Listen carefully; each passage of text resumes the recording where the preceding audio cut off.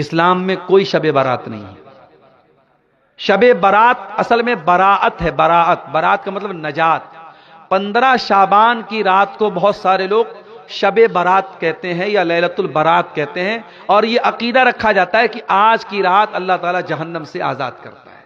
مگر 15 شعبان کی رات کے بارے میں کوئی بھی صحیح حدیث موجود نہیں ہے، نہ نبی سے کوئی خاص عمل موجود ہے۔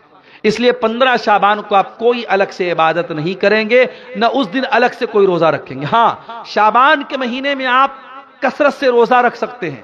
اللہ کے پیارے نبی اکثر شعبان میں روزہ رکھتے تھے، بلکہ جن عورتوں کے روزے چھوٹے ہوئے ہیں، جو عورتوں کے نیچرل روزے چھوٹے رہتے ہیں، ان کو بھی چاہیے کہ شعبان میں وہ جلدی سے پورا کر لیں، تاکہ اگلے رمضان میں پھر پرانا روزہ باقی نہ رہے۔ جو بھی پچھلے سال کا روزہ باقی ہے شعبان میں عورتیں پورا کر لیں تو بہتر ہے، کیونکہ اللہ کے نبی صلی اللہ علیہ وسلم اکثر شعبان میں روزہ رکھتے تھے، اور اماں عائشہ بھی اسی مہینے میں روزہ رکھتی تھی تاکہ ان کے روزے کی قضا پوری ہو جائے۔ تو بہرحال شب برات کی کوئی اصلیت نہیں ہے، اس کے تعلق سے کوئی بھی صحیح حدیث موجود نہیں۔ اللہ ہماری بہت ساری مسلمان لڑکیاں کالجوں میں پڑھتی ہیں، اور وہ کالج گرلز کالج ہوتا ہے، وہاں لڑکے نہیں پڑھتے، صرف لڑکیاں پڑھتی ہیں۔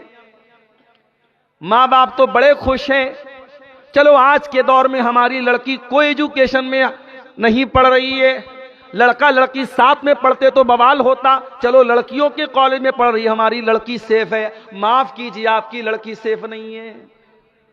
آپ کی لڑکی جن لڑکیوں کے ساتھ پڑھتی ہے، آپ تو بڑے دیندار ہیں، آپ تو اسلام کو فالو کرنے والے ہیں، لیکن آپ کی لڑکی جس کالج میں پڑھتی ہے وہاں بہت ساری ایسی لڑکیاں ہیں جن کے 10 بوائے فرینڈ ہیں، جو رات رات بھر لڑکیوں سے چیٹنگ کرتی ہیں، جو زنا کرتی ہیں، جو بدکاری کرتی ہیں، اور آپ کی لڑکی جب ایسی لڑکیوں کے ساتھ پڑھے گی تو ان کا اثر آپ کی بیٹی کے اوپر بھی پڑے گا۔ صحبت کا اثر پڑتا ہے میرے پیارے ساتھی۔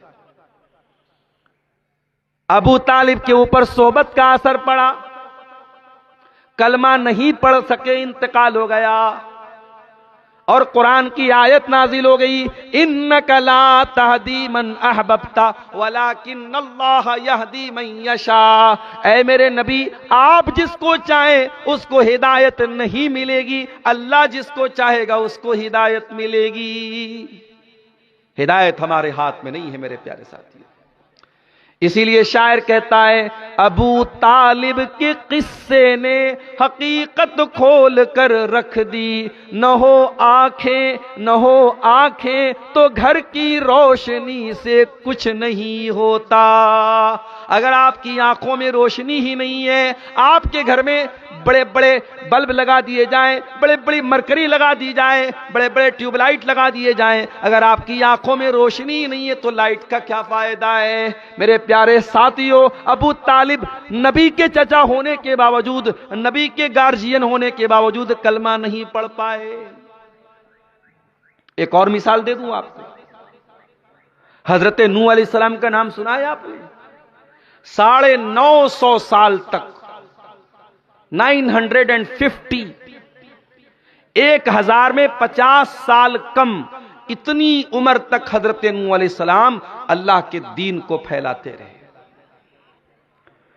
اگر آج نماز پر کرم ٹولہ میں تقریر ہوئی اور کل صبح کوئی فجر نہ پڑھے تو معاف کرنا، تقریر کرنے والے کا کیا قصور ہے؟